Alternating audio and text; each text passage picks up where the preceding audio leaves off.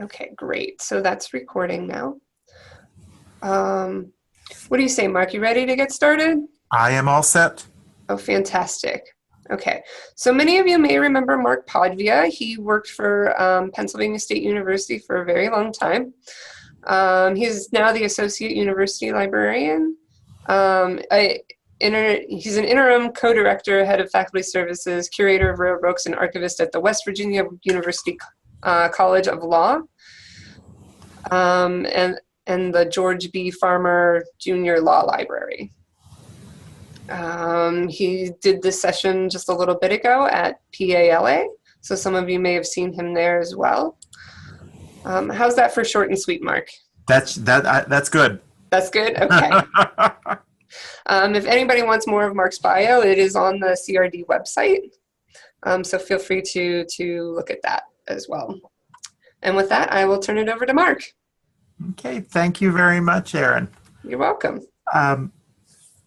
Appropriate time of the year to be talking about haunted libraries, coming up on Halloween, and there are many libraries nationwide that are supposed to be haunted. We're going to focus on haunted libraries in Pennsylvania and a couple nearby states and the District of Columbia. Pennsylvania is actually fairly high on the list of haunted libraries. In fact, 3 of the 10 most haunted libraries in America are in Pennsylvania, and those will be among the ones that we're going to visit today. So, of course, being a librarian, we always have to start off with a definition. So what is a ghost? Well, according to Webster's Unabridged Dictionary, a ghost is the supposed disembodied spirit of a deceased person conceived of as appearing to the living as a pale, shadowy apparition. I do not like that definition because most of the time ghosts do not appear as pale, shadowy apparitions. Most of the time ghosts are sensed in other ways. You hear footsteps or sounds, perhaps you hear music, you hear screams, you hear voices talking when no one is there, or you just have a feeling. You're sitting in your office and you just think someone's there watching you. So I really don't like that definition. I prefer this one better from Frederick Myers of the Society for Psychical Research. He said a ghost is a manifestation of persistent personal energy, which is in some way connected with a person previously known on Earth. Much better definition. So why would a library be haunted? Why might your library be haunted? Well, perhaps it was built on a former graveyard or another site where we might have had disturbed energy, like a former jail or prison. Maybe the library building served another purpose. It was a private home or a school. Maybe someone died in the library. Or perhaps you had a former employee who just enjoyed the library so much that they decided to stick around. Dittos with a former patron. They enjoyed the library. They decided to stay there. Or there might be some of the items in your collection that have some energy form attached to them. So we're going to start looking at some of the haunted Pennsylvania libraries, and we're going to begin in the Pittsburgh Library with the in the Pittsburgh area with the Andrew Bain Memorial Library. That's over in Bellevue, and it's a beautiful old home and just lovely on the outside and the inside. The library is supposed to be haunted by the ghost of Amanda Bain Balfe. The Bains were one of the original families who lived in Pittsburgh when Bellevue was incorporated. Andrew Bain and his wife owned a large tract of land, and that was left to their daughters Jane and Amanda. Both Jane and Amanda married, but their husbands died young. Neither of them ever had children, and so after Jane's death, the decision was made to leave the home and the acres surrounding it to Bellevue for the purpose of establishing a library. And so the Andrew Bain Memorial Library and Park were formally dedicated to the public on Memorial Day back in 1927. The donation came with a number of stipulations. For example, the 4-acre plot was not to be developed. The home was specifically to be used as the public library. The streets around it were to be named Balfe after Mrs. Bain Balfe, and Tesey after her sister. And finally, the elm trees on the property were not to be removed. The borough has honored all of those requests with one exception. Thank you, Holland. This little thing called the Dutch elm disease struck, and the elm trees were in the process of dying, and they had to be removed. And prior to that, there were no real reports of hauntings at this library. But with the removal of the trees, it seems that Amanda Balfe's ghost became very active. She is said to be a mischievous spirit. She enjoys turning on the lights, playing with the computers and the equipment, and hiding books and keys and other items. People have reported hearing her footsteps. Neighbors report seeing her staring out the windows of her former bedroom when the library is closed. The library director there, Shannon Helfrich, said, "I know of no one who fears Amanda. We consider her a benevolent, playful spirit who wants to join in the activities." And the assistant director once reported that she was alone in the old family parlor, which is now the computer room, and something caught her eye. And she turned and saw a woman's torso clad in dark clothing reflected in one of the windows. She continued on her work and then looked back at the window and again saw the reflection. And she said, 3 times I did this, and 3 times the image was evident. The 4th time I checked, it was gone. Beautiful library, by the way. If you're in Pittsburgh, go. Bellevue's just on the other side of the Allegheny. Well worth a drive over to check it out. The Carnegie Library of Pittsburgh in Lawrenceville, and it is pronounced Carnegie. Do not listen to those folks in New York City who say Carnegie. It is the Carnegie Library. Looks like a library that would be haunted. The Carnegie Libraries were built by businessman Andrew Carnegie. There were 1,689 of these libraries that were built in the United States between 1883 and 1929. Every state except one got a Carnegie Library. Rhode Island was the only state to not have one. There were 820 built in other nations. And the motto was, "Let there be light." And Peter Dunn, who wrote a column back in the late 1800s, early 1900s, under the name Mr. Dooley, commented on the Carnegie Libraries. He said, "Has Andrew Carnegie given you a library yet? You'll not escape him. Before he dies, he hopes to crowd a library unto every man, woman, and child in the country. If you write him for an autograph, he'll send you a library." So the main library in Pittsburgh and 18 branches within the Pittsburgh Library System, which is the Carnegie Library of Pittsburgh, are Carnegie Libraries. And by the way, self-service stacks were relatively uncommon until the Carnegie Libraries. This is where those really came into being. Many of the Carnegie Libraries in Pittsburgh were community centers that included not only a library, but concert halls, gymnasiums, even indoor swimming pools. So what wound up happening with the Carnegie Libraries, the borough or the municipality receiving the library, be it a city, a borough, a township, were expected to supply the land. Carnegie would supply the money for actual construction of the library. And in most cases, it was expected that the municipality would purchase the books, and they were responsible for everything. There were a few endowed Carnegie libraries where that was covered by Andrew Carnegie as well. But in many cases, these municipalities decided to take advantage of some old unused burying grounds. You have a cemetery, no one's been buried there in a while, let's just give that for the library. And that's what happened in Lawrenceville. In 1881, the borough gave the old Lawrenceville burying grounds as the site for the library. Many of the bodies were moved. But as the workmen were building the library, they kept turning up bones, and they ultimately found the remains of 70 or so bodies that were just buried in a mass grave behind the library.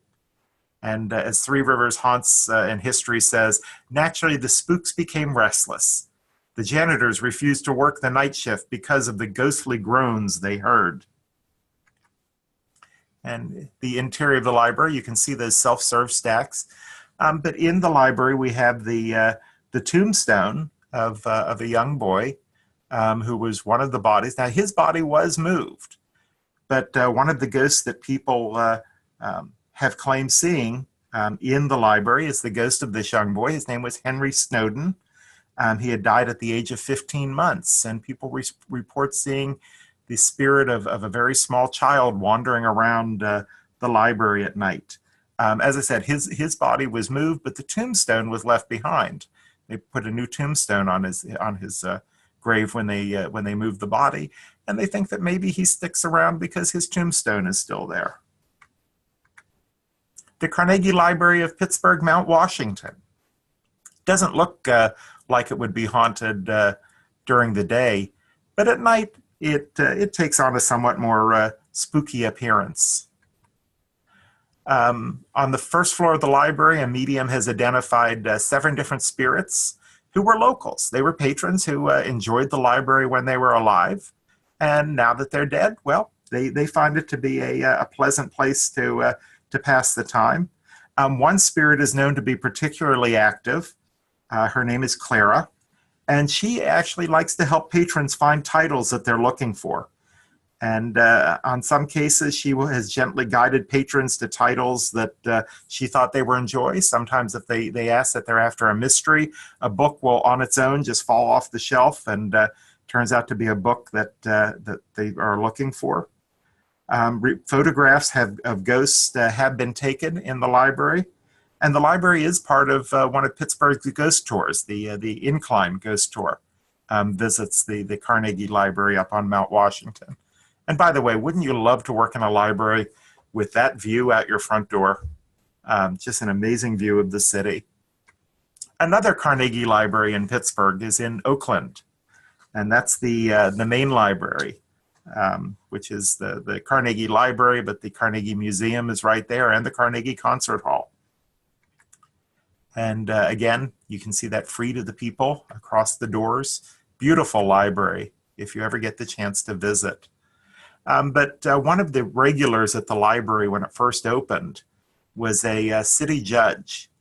And it seems that he hung himself there in the early 1900s. One of the stories I heard was that the judge had a thing for a young girl that worked in the library, and his romantic feelings weren't reciprocated. So he hung himself there, and when his body was removed, the staff reported seeing writing on the ceiling near where he had hung himself. And in Latin, it said, "The judge is here."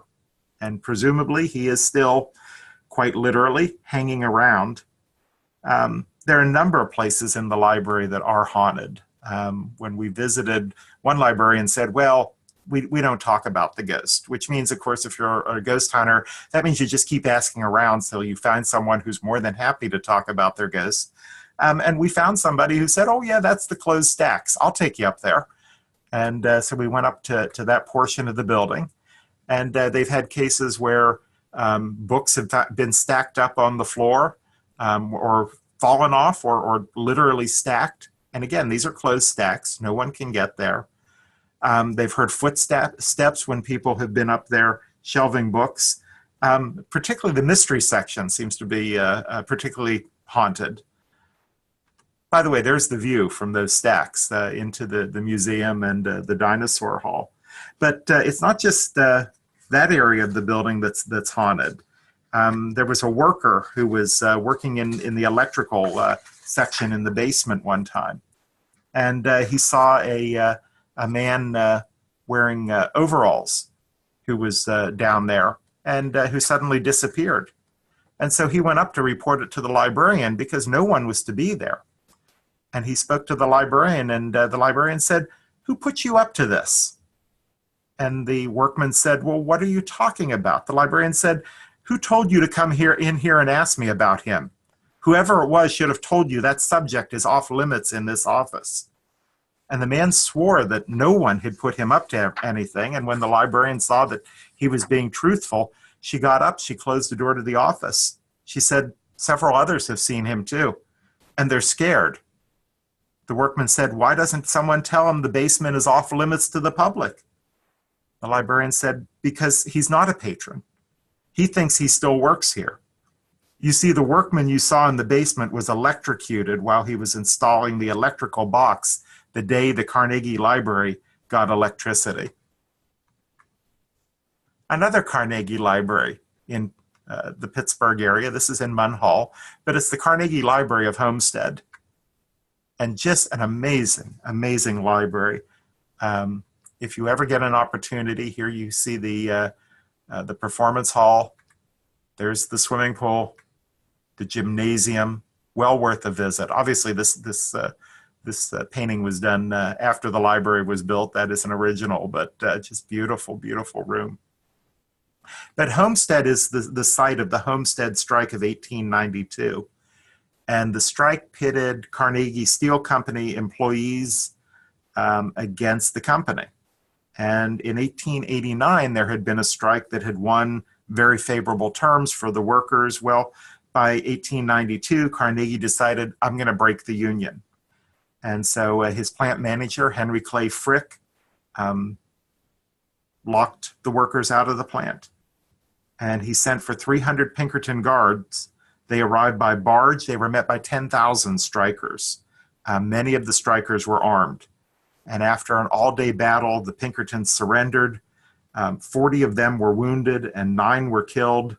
40 of the workers were wounded and 9 killed. 7 of the Pinkerton guards were killed, and virtually every other guard was injured. So you can guess that the folks who were involved in this strike are not real happy about having a library built by Andrew Carnegie in their town. It's reported the books fly off the stacks and switch positions on the shelves for no reason. Doors open and close without any human intervention. Disembodied voices have been heard. People have seen the ghosts of old steel hands still dressed in their steel workers' outfits wandering about the library. And it's not just the library that is haunted. The music hall is said to be haunted. People have seen people wandering around the stage in the music hall, and no one's there when they turn the lights on. They've heard the giggling of female voices in the basement men's locker room. Those were actually recorded by the Sci-Fi Channel's Ghost Hunter Squad. One of the catalogers recalled a tour one time, and during the tour, she said, wouldn't it be funny if Andrew Carnegie, the real Andrew Carnegie, showed up? And as soon as she said that, one of the books on the shelving unit fell off on its own, and no one was there to knock it off the shelf. By the way, they do ghost tours during Halloween at the Carnegie Library of Homestead, and if you get the opportunity, go there. It's a wonderful, wonderful place. Another haunted Carnegie Library, the Andrew Carnegie Free Library and Music Hall in Carnegie, PA, known as Carnegie. That's what it looks like from the outside. There's an interior shot. Again, beautiful, beautiful woodwork. The library was built in 1902. A performer was murdered there in the early years of the library and music hall. She was there performing in the music hall, and people since her death have reported hearing the sound of a piano. Lights have been known to turn on and off. People have actually seen her manifestation of her form. They've heard her crying in the building, and they've heard screams coming from the dressing room. The Dormont Public Library. This is a case of a library that was briefly haunted. Very modern library, but beautiful inside. The library was visited by the spirit of a woman who worked there. And she had worked there for many years. And after she passed away, people reported having experiences with her spirit. And one staff member was having trouble finding a book. And all of a sudden, the book that she was after literally fell off the shelf right in front of her, the exact book. This ghost stopped haunting after her husband passed away. It seems that she wanted to just stick around to keep an eye on him, and he was a regular in the library. So when he was there, she came and visited as well. After his death, she moved on. The Carnegie Free Library of Connellsville, Pennsylvania. Again, another beautiful structure. This was the 13th Carnegie Library built in the United States, so very appropriate that it has a ghost. They've heard footsteps when no one's been in the library, books falling off of shelves. They've seen apparitions of both a man and a woman. And it seems that a former librarian had actually lived for many years in an apartment on the top floor of the building. And they suspect that the spirit of the woman that they see in the library is that former librarian. By the way, the librarian reported to me that she doesn't stay in the building by herself at night. And there is a video out there called Haunted States of America, the Carnegie Free Library, that received 2 Telly Awards. Beautiful library inside again. Another haunted library, the Petit Library at Penn State University Park. Again, a lovely building from the outside. Library patrons have reported seeing the ghosts of Betsy Aardsma. Betsy was a grad student. She had come back early from Thanksgiving break and was working in the library. And she was killed with a stiletto, a very sharp knife, on November 28th, 1969. She was 22 years old, stabbed through the heart. Attack occurred sometime between 4:30 and 4:40 p.m. And by the way, this is still an open investigation. Her murder has not been solved. So anyone listening who knows anything about it or could supply any helpful information, please contact the Pennsylvania State Police. After her death, students reported seeing a young woman in the area of the library where Betsy was murdered. One student in 1995 reported seeing a girl looking at her. And she said the girl had reddish hair and a beret. She was wearing a white sweater and a red print dress, and her feet were not touching the floor. That's usually a sign that it's a ghost. She said that the girl gave her a sad smile and then waved at her and disappeared. But it seems that Betsy's is not the only ghost in the Petit Library. There have been reports of red eyes down in the basement and people hearing screams. That wouldn't have been Betsy because she didn't scream. It was so quick that she didn't scream at the time she was murdered. But they've heard screaming coming from the basement of the library. The university's Pollock Library, that's the laptop library, is also said to be haunted. Oops. If you go over to Selinsgrove, Pennsylvania, the Blau-Weiss Library on Susquehanna University's campus is haunted. Students working in the basement have said that they felt a presence watching them and seen an occasional apparition. They felt cold spots down there. I visited there about 2 years ago and was speaking with the student that worked at the circulation desk. Students blab about everything. It's always wonderful to find a student to talk to. And I said, have you seen the ghost? She said, I didn't know we had one. I said, well, I've heard about the basement. She said, you know, I was working down there one day and heard doors slamming. And every time I went out, I would try the doors and they were locked and there was no one around. And then I started to hear footsteps.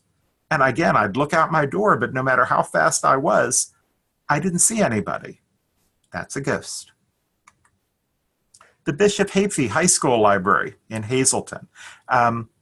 That school closed back in 2007. There's what it looked like. There were stories that a young girl had been murdered just outside of the library in the building. And people reported hearing screaming and strange noises coming from the library following her death. The school closed in 2007. It was later purchased by the Hazleton Area School District and underwent extensive renovations. There are no reported hauntings since it reopened. there's what the renovation's going on. There's what it looks like now. It's now the Maple Manor Elementary Middle School. From the people I've talked to, there are no reported hauntings there now. Sometimes renovations will either make a ghost more active or they will drive a ghost away. And in this case, it seems that following the renovations, the ghost left. A library I'm very familiar with, the Dickinson School of Law, Penn State University, the Montag Law Library in Carlisle. There's the building. It was built in 1918. And the building is haunted by the ghost of one of our former deans, Walter Harrison Hitchler. Hitchler joined the law school faculty in 1906, and he remained there until his death in 1959, except for a brief absence when he served in the U.S. Army during World War I. And people have reported hearing his footsteps, seeing his figure walking the hallways. There's Dean Hitchler. We had a student employee with the IT department who came out of what is now the tech service office. And he said to me, Mark, who's in Susie's office? I said, probably Susie. That's Susie Zollinger. He said, no. He said, I felt a male presence when I was in there. He said, I grew up in a haunted house. I can sense these things. And I said, do you know what that office was? He said, no. I said, that was Dean Hitchler's office. And apparently he had sensed Dean Hitchler. On one occasion, a painting in the library, Dean Hitchler's painting, started speaking to a student, and she was like a block of ice when I picked her up and carried her out of the building. And that was at 1 o'clock in the morning, and she did not go back to her apartment after that. We went over to Eaton Park and sat up all night and talked. But there's the interior. It's said that the grand staircase seems to be the focal point of the hauntings. The State Library of Pennsylvania in Harrisburg, beautiful building, built in what was Harrisburg's red light district. And they have problems with elevators operating on their own, with photocopiers opening and closing and turning themselves on and off, and people seeing a white woman wandering around the building. And they suspect that that might be the spirit of one of the ladies of the evening who now haunts the place. You know, we can't get the photocopiers in our library to work when someone's there pushing the buttons. These ones work when no one's there pushing the buttons. The Pennsylvania Senate Library is also haunted. That's what it looks like. Not too many people make it into the Senate Library, but Evelyn Andrews, the librarian, reported hearing that sounds like a book cabinet being opened and closed, but there's no one there. And when she goes back and checks, she finds nothing. And she's already told me, well, it's just me. Well, no, Evelyn, it's not just you. You've got a ghost. The Shattuck Frackenthal Library at F&M in Lancaster. Now, first of all, any library with a name like Shattuck Frackenthal should have a ghost just because of the name.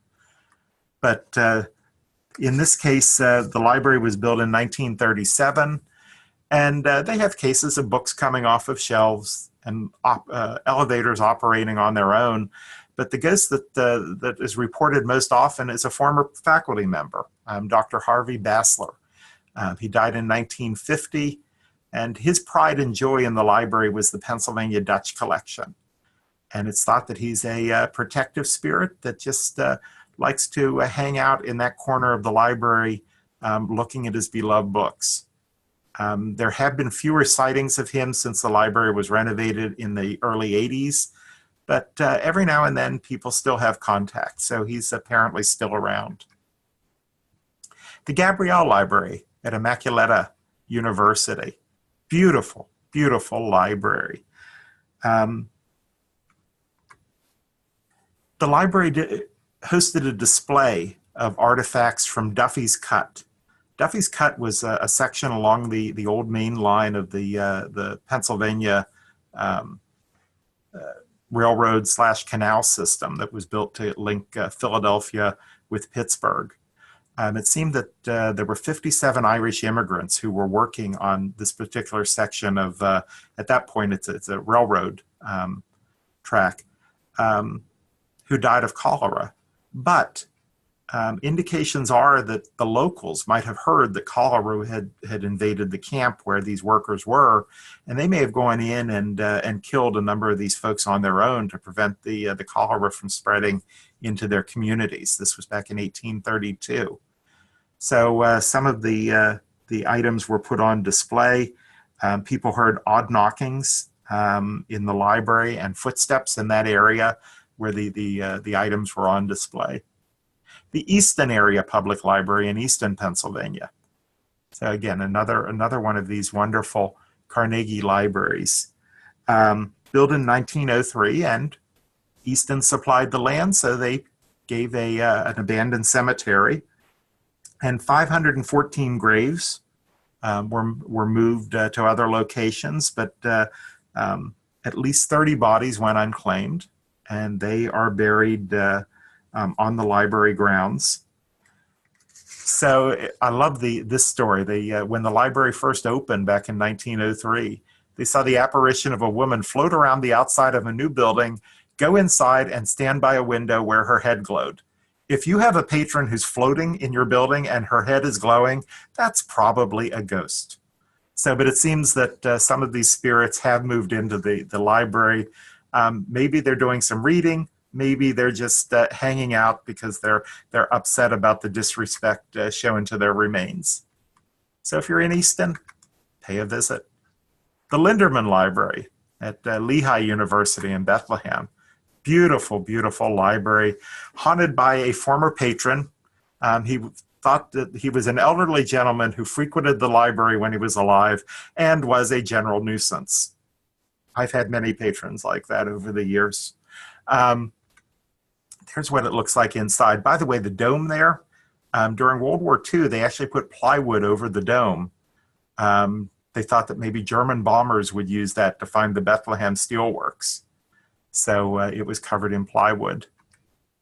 The Phoenixville Public Library in Phoenixville, PA. Another haunted library, well worth visiting. There are several ghosts believed to be there. There's a lady in the attic. They don't know why she's up there, but she's there. They've also seen a man and his dog haunting the front lawn of the library. And a number of years ago, the para-reality show Scared did an episode at the library. And they said that one investigator was really spooked in the office down in the children's library, which is down in the basement of the building. Library Hall, home of the American Philosophical Society in Philadelphia. Built in 1789. At that time, it was the home of the Library Company of Philadelphia. Now, it seems that Dr. Benjamin Franklin never actually visited there, but he did found both the Library Company of Philadelphia and the American Philosophical Society, so he would have been very familiar with the books that were there. And through the 1800s, there were numerous reports of a man who appeared to look like Ben Franklin, wandering the building carrying a stack of books.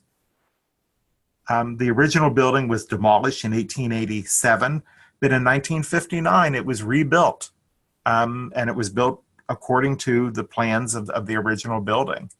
And Franklin has apparently returned to the rebuilt library, again carrying armfuls of books. One woman, this guarantees this has to be Ben Franklin. One woman claimed that the ghost pinched her rear end. Some other haunted libraries in Pennsylvania. The Civil War Library and Museum in Philadelphia. People have heard footsteps. They've seen an eerie presence wandering around, and they've recognized the smell of cigar smoke. The Historical Society of Pennsylvania, one of those catalogers, Albert Edmonds, apparently is still at work typing out cards for the circulation for the card catalog. They've heard the sound of a typewriter on the third floor of the library typing away. The Milton Public Library, in Milton, Pennsylvania. They reported cold spots in the older section of the library and footsteps. It was thought to have been a former librarian. Now, the library has moved into a beautiful new building there. And I talked to the folks up there, and they said they've had no reports since they moved into the new building. So it seems that their ghosts perhaps remain behind. The Regalsville Public Library in Regalsville, Bucks County. I actually talked to a person there, and she said, we're not allowed to talk about the ghost. And I don't know why. If you have a ghost, relish it, take advantage of it.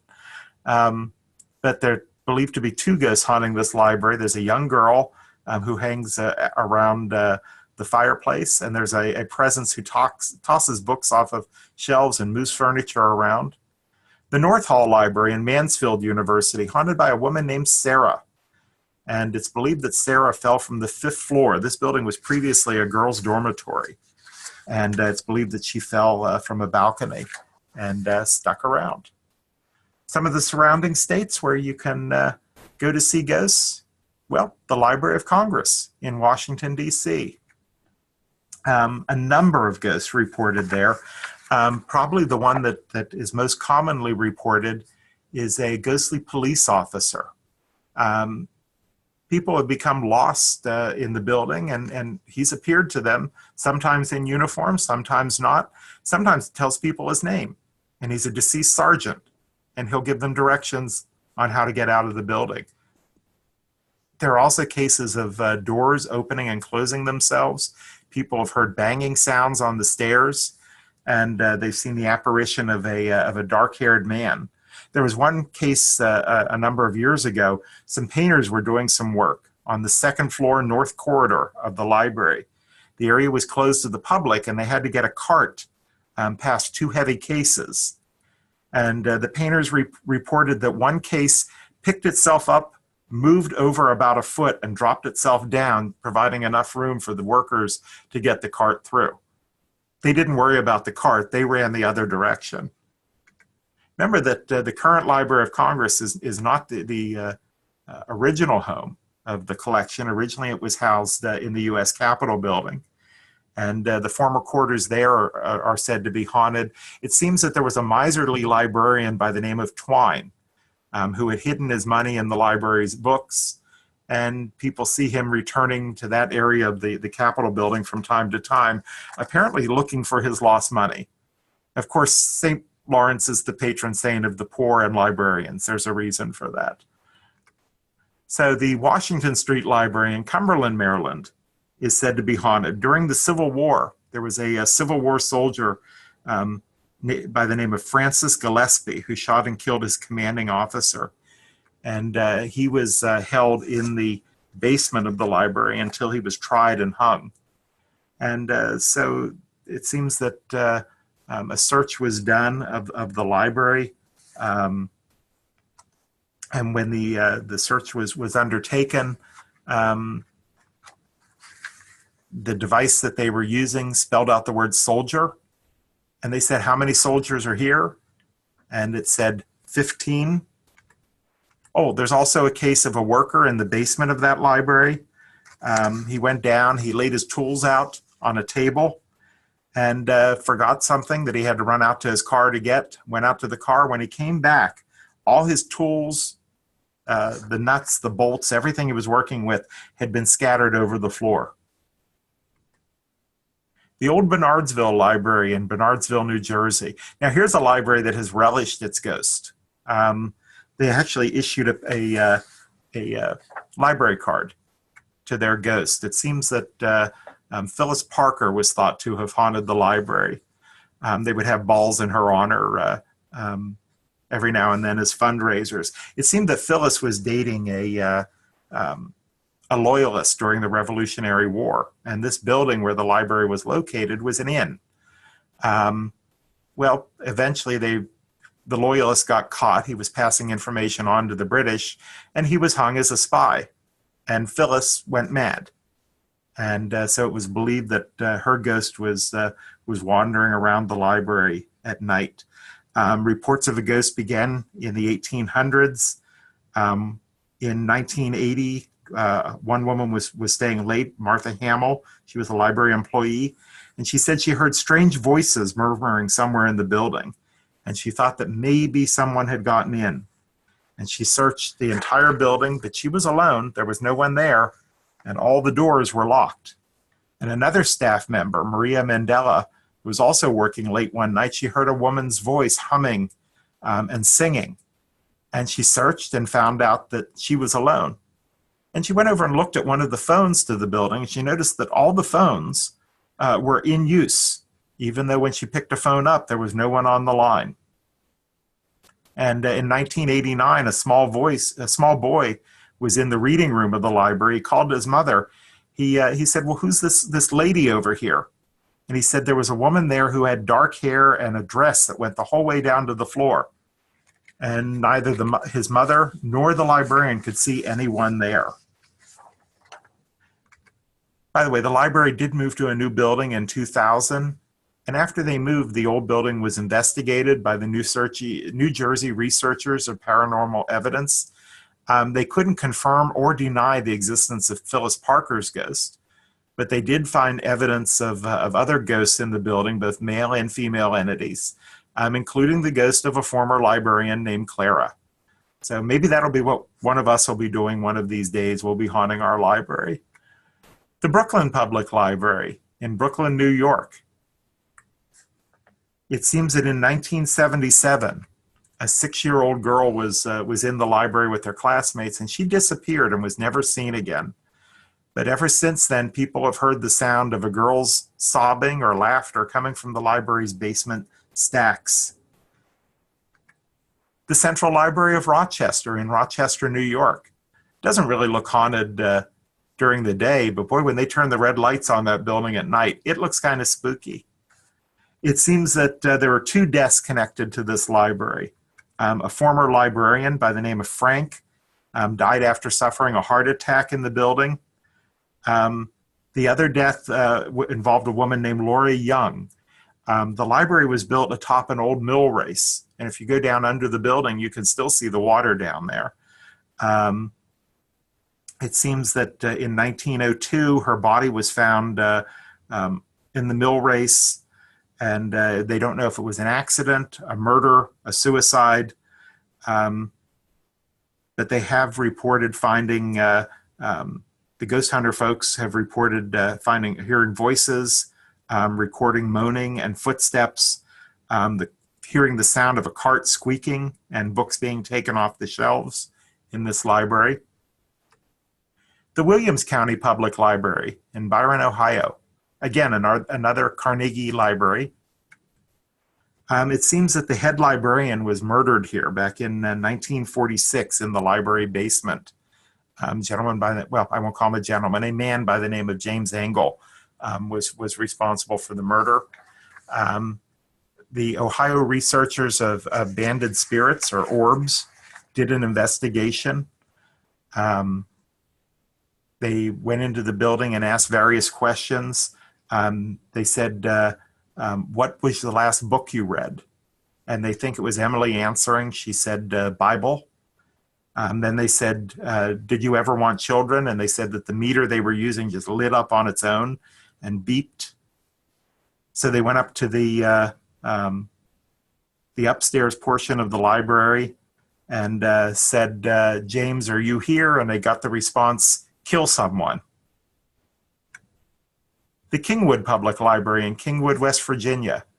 This library was built atop a former jail. And they report that doors open on their own. Books have jumped off shelves.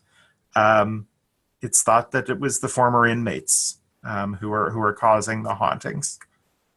Our library here at West Virginia, the Downtown Campus Library in Morgantown, is haunted. It seems that when the library was being built, and there's an older section to this library, you're looking at the newer edition.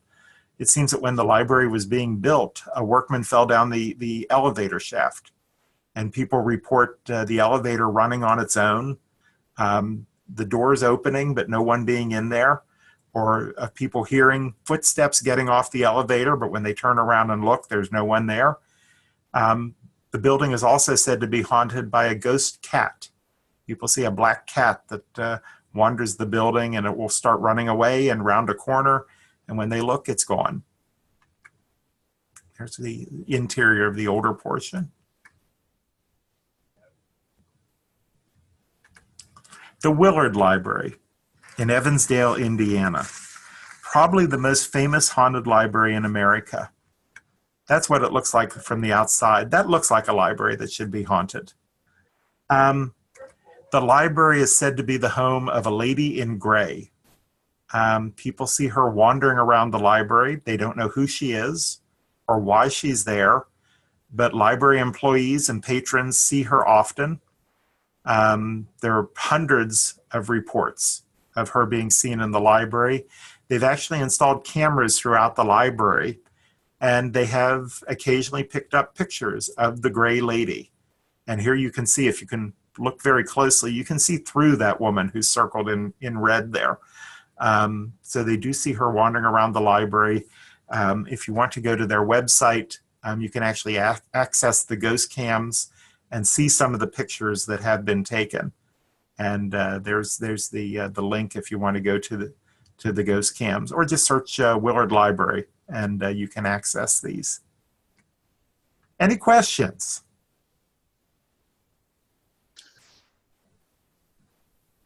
I don't see any right now, but I wanted to thank you so much, Mark, for all of that. This is so fantastic. Oh, this was fun to do. I was thinking about putting together a presentation for PALA because I hadn't been there in a number of years, and I thought, okay, I can do something serious or I can have fun with this. And so hopefully everyone enjoyed that. So yeah, for those of you who do believe in ghosts, I hope I've given you something to think about. And if you don't believe in ghosts, I hope I've done no harm. And so pleasant dreams. For those of you who are still here, if you have any questions, we can take some at this time. I also want to point out that I just put an evaluation form into the chat. So if you guys could fill that out, that would be wonderful. Doreen is asking you, have you ever seen a ghost? I have not. I have smelled pipe tobacco when no one was smoking. That was on the Sachs Mill Bridge down outside of Gettysburg, which was used as a Confederate field hospital during the battle. And at Dickinson, on more than one occasion, I heard footsteps. In fact, one time I was sitting in a chair in the hallway late at night, and they walked right past where I was sitting. But I never saw Dean Hitler's ghost. I've never actually seen a full figure manifestation. I would love to.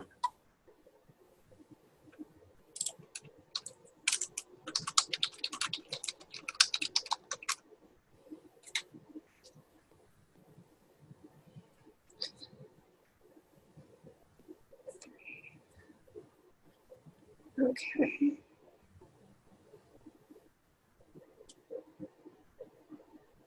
So, thank you, Millersville and Robinson, for letting me know how many people were with you.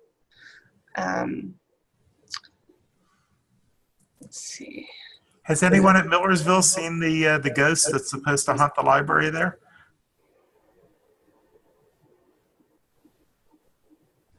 You can unmute your mic too if you want to now.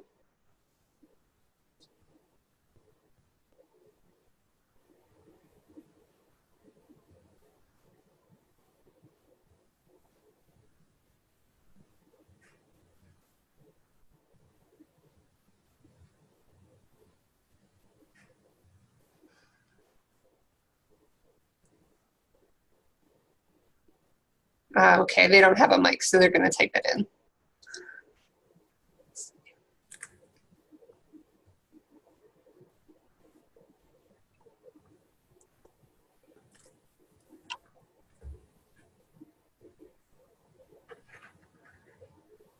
in. It was a spooktacular presentation.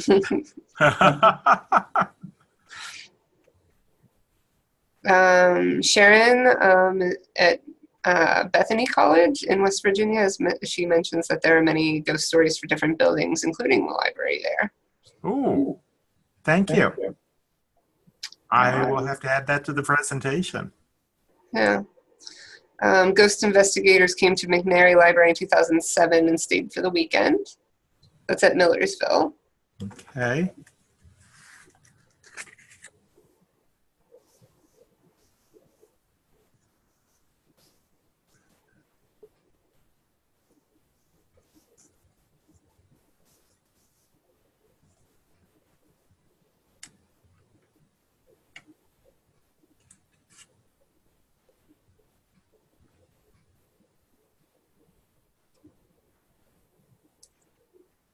Alexandria mentions that when she worked at the Phoenixville Public Library a couple years ago, she never saw the ghost, but heard tons of stories and saw books fall off the shelf late at night while they were closing. Upper Darby, outside of Philadelphia, some employees have reported strange things in the children's library there. It's an old house left by the Sellers family to the township for the library. Cool. Yeah, that was Nancy. Thank you, both.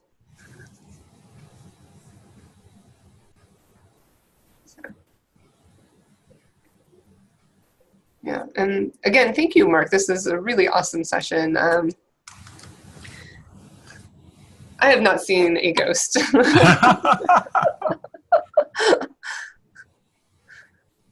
But it's pretty cool. Yeah. The next time you're over at the University Park campus, you'll have to wander around the library. Right. Or I've been meaning to take that Carnegie tour, one for Homestead. I saw that they had tickets this weekend, and I wanted to go down and just couldn't make it down there this year. So when they offer that again, I will definitely be going. Okay. They are very proud of their ghosts there. Excellent. Does anybody else have any other questions or comments about ghosts they may or may not have seen?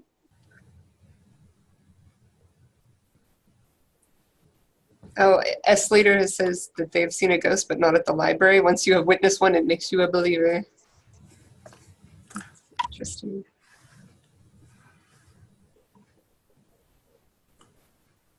Yeah, that was my thought when I heard Dean Hitchler's footsteps one time. I thought, okay, before I didn't believe this, but I sure do now. Right.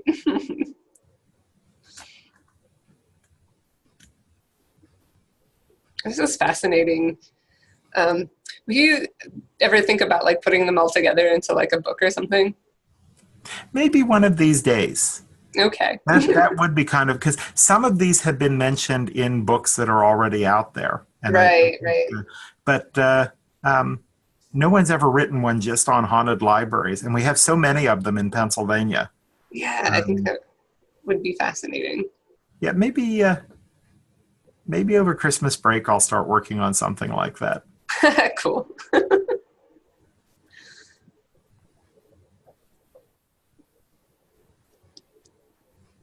Oh, Foxburg says they've seen a couple as well. I'm not sure who was at Foxburg today.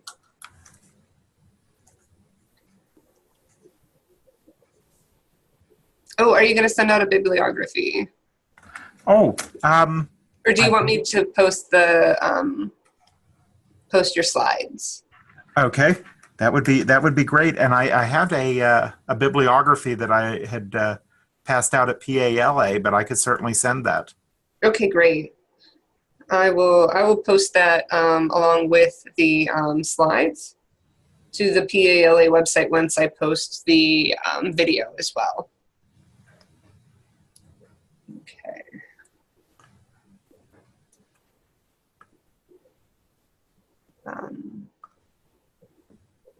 All right. Any other questions?